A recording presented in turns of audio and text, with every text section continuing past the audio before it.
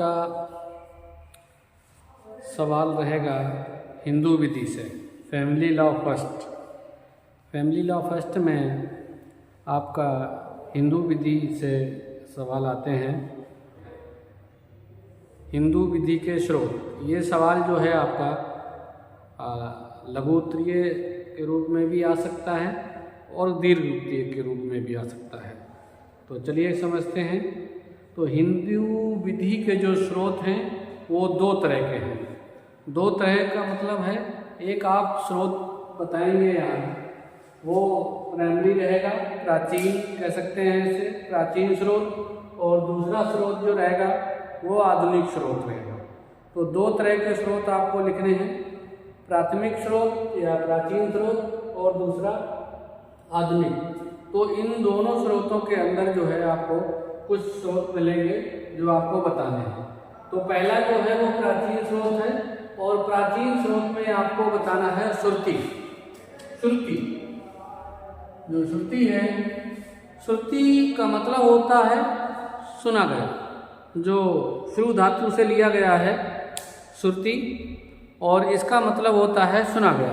तो इसको आपको बताना है। और इस श्रुति में जो है वो वेद आते हैं, 4 वेद हैं हमारे, है ना। तो 4 वेदों के बारे में आपको बताना है। तो इन चारों वेदों के आप नाम लिखकर भी जो है बता सकते हैं इन चारों वेदों को, और इसके बारे में आपको लिखना है। 4 वेदों में आपका ऋग्वेद, यजुर्वेद, सामवेद और अथर्ववेद, 4 वेद आपको लिखना है। श्रुति, सुना गया, और इसमें चारों वेदों के बारे में।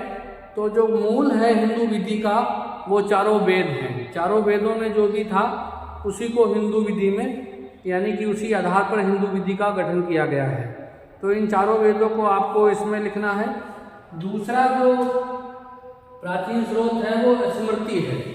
स्मृति, स्मृति का मतलब जो याद रह गया। तो जो याद रह गया वो स्मृति है, स्मरण रखा गया, स्मृति। तो स्मृतियों में आपको, स्मृतियाँ 2 तरह की होती हैं, ये आपको बताना है। 2 तरह में, एक गद्य होती है और एक पद्य होती है, ऐसे भी कह सकते हैं। तो एक गद्य रूप में होती है और एक पद रूप में होती है। ये 2 तरह की स्मृतियाँ होती हैं। इसमें जो है एक को धर्मशास्त्र कह सकते हैं और एक को धर्मसूत्र कह देंगे। तो ये दोनों स्मृतियों के बारे में आप जो है लिख सकते हैं। तो ऐसे करके आपका दूसरा जो प्राचीन स्रोत है वो स्मृति है। इसमें एक धर्मसूत्र गद्य में होता है। जो स्मृति है धर्मसूत्र के रूप में, वो गद्य के रूप में होता है। और दूसरी जो स्मृति है धर्मशास्त्र, ये श्लोकों में होती है। इन चीज़ों को, इसके बारे में आपको लिखना है। और तीसरा जो आपका प्राचीन स्रोत है वो है भाष्य और निबंध। भाष्य और निबंध का मतलब यहाँ पर असल में जब हमारा हिंदू विधि का जब श्रुति और स्मृति के बारे में लोग बताए, जो भी याद रह गया लोगों को, तो विभिन्न लोगों के द्वारा बहुत सारे चीज़ों को अपने हिसाब से बताया गया। तो इसके परिणाम स्वरूप क्या हुआ कि इस स्मृतियों में बहुत सारे मतभेद आ गए, कुछ अधूरी रह गई, कुछ अस्पष्टताएं आ गई। तो इस बात की भी ज़रूरत लगी कि भाई कुछ सुधार किया जाए। जो चीज़ें गलत हो गई, मतभेद हो गए आपस में, तो इन सारी चीज़ों को दूर करने के लिए फिर जो है आपको भाष्य और निबंधों की ज़रूरत पड़ी। तो इसीलिए जो है बहुत सारी सामाजिक प्रथाओं और रीति रिवाजों के अनुकूल करने के लिए जो है इसमें टीकाओं का निर्माण किया गया। तो इसमें बहुत सारी चीज़ें बाद में जो आई हैं वो भाष्य और निबंध के रूप में आपसे कही जाएंगी, जैसे दायवाद, विज्ञानेश्वर, चौथा स्रोत रहेगा वो प्रथाएं रहेगा। प्रथा मतलब कस्टम, तो जो रूढ़ी प्रथा रहेगी वो आपका चौथा स्रोत रहेगा। और कोई भी व्यक्तिगत विधि जो होती है उसमें प्रथाओं को बहुत बड़ा महत्व दिया जाता है, प्रथाओं का बहुत बड़ा रोल होता है। और इन प्रथाओं में और जो लोक रीतियाँ होती हैं वो रीतियों के हिसाब से ही चीज़ें बनाई जाती हैं। प्रथाओं में जो आवश्यक तत्व या आवश्यक लक्षण माने जाते हैं वो प्राचीनता है, प्राचीन होनी चाहिए, परिवर्तनशील होनी चाहिए, कभी बदली गई ना हो, लगातार निरंतरता होनी चाहिए प्रथा में, युक्ति युक्त होनी चाहिए, स्पष्ट प्रमाण मिलने चाहिए, तो प्रमाण का भार जो है इस पर ज़रूरी है, नैतिक होनी चाहिए, और जो उस समय लोक रीति रही हो उनके विरुद्ध नहीं होनी चाहिए, विधियों के द्वारा उनको मना न किया गया हो, निषिद्ध न किया गया हो।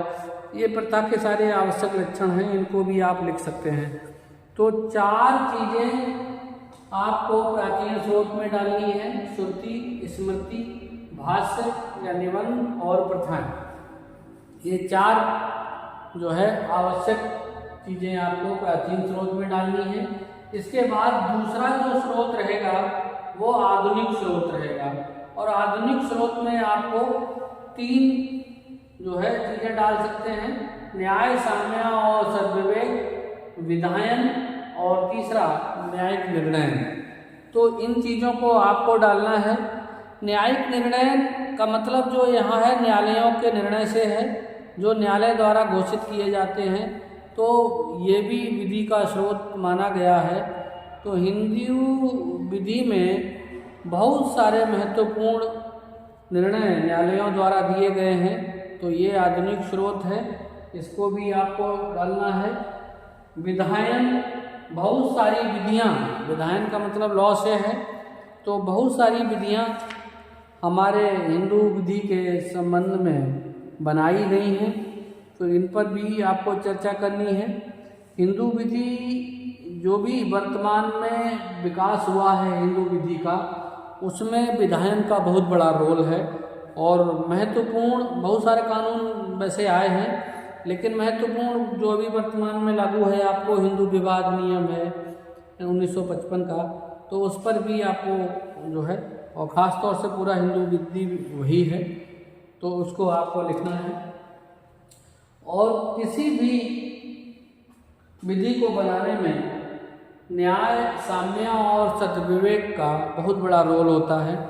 तो ये जो न्याय, साम्य है, सद्विवेक है, असल में किसी भी चीज़ में वो कोई भी चीज़ अपने आप में परिपूर्ण नहीं होती, तो जहाँ पर भी ये सब चीज़ें कम पड़ जाती हैं, उन सब चीज़ों की भरपाई करने के लिए आपको ये स्रोत तो ज़रूरी है।